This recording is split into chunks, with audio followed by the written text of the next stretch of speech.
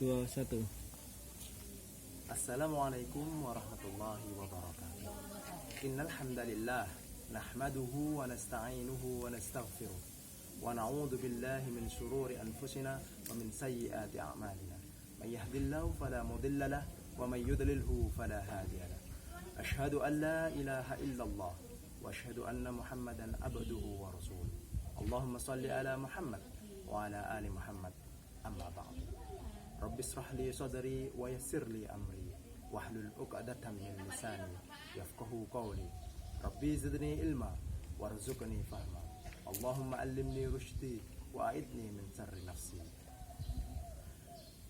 Adik-adikku sekalian yang dirahmati Allah, Ustadz di sini akan sedikit bercerita tentang 3 orang yang diuji oleh Allah Subhanahu wa taala. Nah, dari 3 orang tersebut, apakah akan lulus dari ujian oleh Allah, ataukah mereka berubah menjadi sombong? Nah, adik-adikku sekalian, mari kita simak kisah. Al-Kisah, di kalangan Bani Israel ada 3 orang yang diuji oleh Allah. Sebut saja mereka itu si buta, si botak, dan si belang. Mereka bertiga dari kecil sudah diuji oleh Allah dengan buruk rupa. Mereka buruk rupa, baik yang belang disebut belang, kenapa? Karena tubuhnya penuh belang-belang, sehingga manusia jijik melihat si belang. Kemudian si botak, yang dari kecil botak terus, tidak ada rambutnya sama sekali. Nah, terus yang ketiga, orang yang ketiga si buta, dari kecil sudah buta dan tidak bisa melihat sama sekali di dunia. Maka Allah ingin menguji 3 hamba tersebut ini. Lalu Allah mengutus malaikat untuk datang kepada 3 orang tersebut. Pertama yang didatangi oleh malaikat yaitu si belang. Bertanya-tanya, datang kepada si belang, bertanya-tanya, bercerita lama, kemudian mengajukan permintaan. Malaikat tersebut mengajukan permintaan kepada si belang. Nah, si belang pun menjawab. Malaikat bertanya kepada si belang, di dunia ini apa yang sangat kau inginkan? Maka si belang pun menjawab, saya ingin penyakitku hilang dari tubuh saya. Maka malaikat pun mengusap anggota tubuhnya dan hilanglah semua yang ada di dalam tubuhnya, penyakit yang ada di dalam tubuhnya. Kemudian malaikat pun memberikan permintaan, 1 kali permintaan lagi. Wahai si belang, di dunia ini binatang apa yang kamu cintai, yang kamu sukai? Maka si belang pun menjawab, unta. Lalu tidak lama kemudian malaikat pun membawa onta dalam keadaan hamil dan diberikan kepada si belang. Kemudian pergi meninggalkan si belang. Datang malaikat kepada si botak. Nah, si botak ini juga sama, pertanyaannya pun sama diberikan kepada si belang. Pertanyaan sama, mirip, tidak ada bedanya sama sekali. Apa yang kamu inginkan di dunia ini? Si botak pun menjawab sama, dia ingin punya rambut yang indah biar terlihat tampan.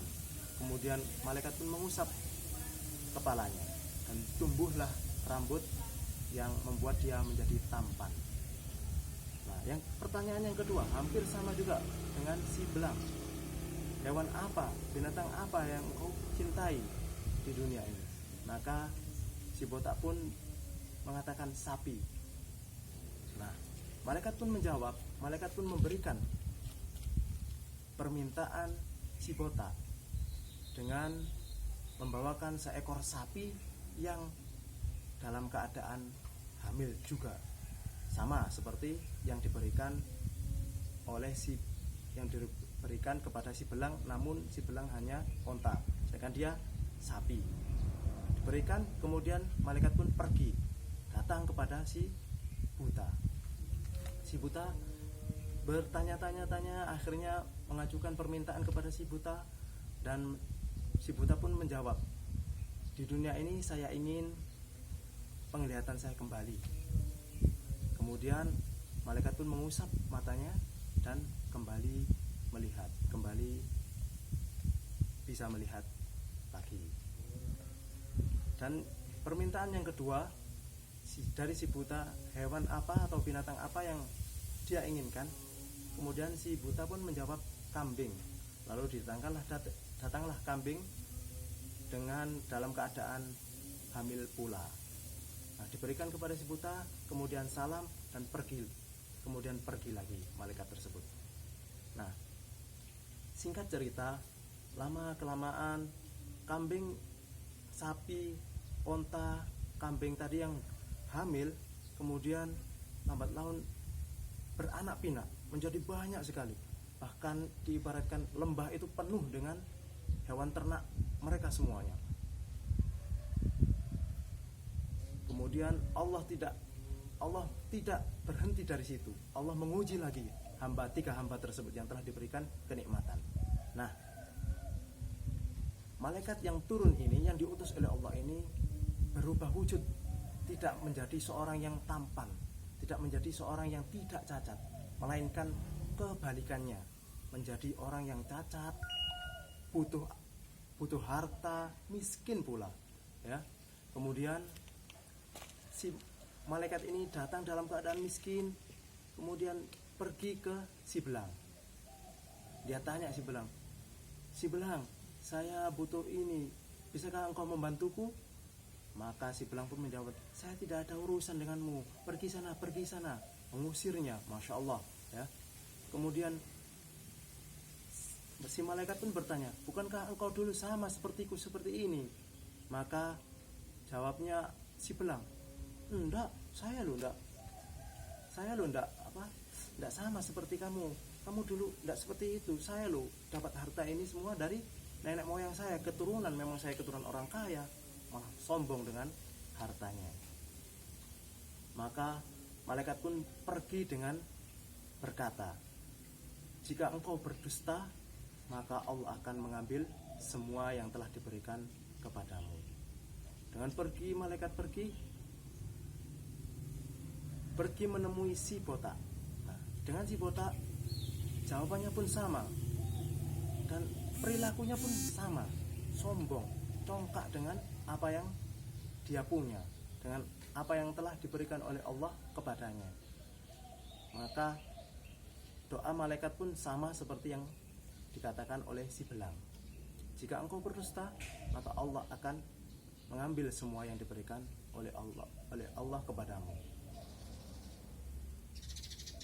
Pergilah malaikat tadi ke yang terakhir, yang ketiga, yaitu si buta. Nah, datang si buta. Malaikat datang kepada si buta dan bertanya, wahai si buta, saya ini orang yang miskin, saya butuh sedikit bekal untuk perjalanan saya. Maka si buta pun menjawab dengan spontan dan ikhlas, wahai si fulan, ambillah apa yang engkau inginkan, dan jika engkau tidak inginkan maka tinggalkan. Maka tersenyumlah malaikat tersebut, dan malaikat pun berkata, wahai si buta, sesungguhnya aku adalah malaikat yang diutus oleh Allah untuk mengujimu. Maka berbanggalah engkau telah lulus dari ujian ini. Adik-adikku sekalian, dari kisah tersebut maka dapat memberi kita nasihat yang sangat berharga sekali. Kita diberi kehidupan, kita diberi kenikmatan oleh Allah yang banyak, maka kita gunakan kenikmatan tersebut untuk mendekatkan diri kepada Allah, bukan malah untuk menjauhkan kita kepada Allah. Kita gunakan nikmat-nikmat tersebut untuk berbuat baik, mengikhlaskan, bersedekah sedikit, memberikan, saling memberi kepada sesama kita. Karena sifat kenikmatan di dunia itu hanyalah sementara. kenikmatan di dunia tidak abadi sebagaimana yang ada di akhirat kelak. Maka adik-adikku sekalian, semoga kita tergolong dari orang-orang yang bersyukur kepada Allah, yang menggunakan kenikmatan ini untuk beribadah kepada Allah. Sekian dari Ustadz. Assalamualaikum warahmatullahi wabarakatuh. Kira mau suaranya?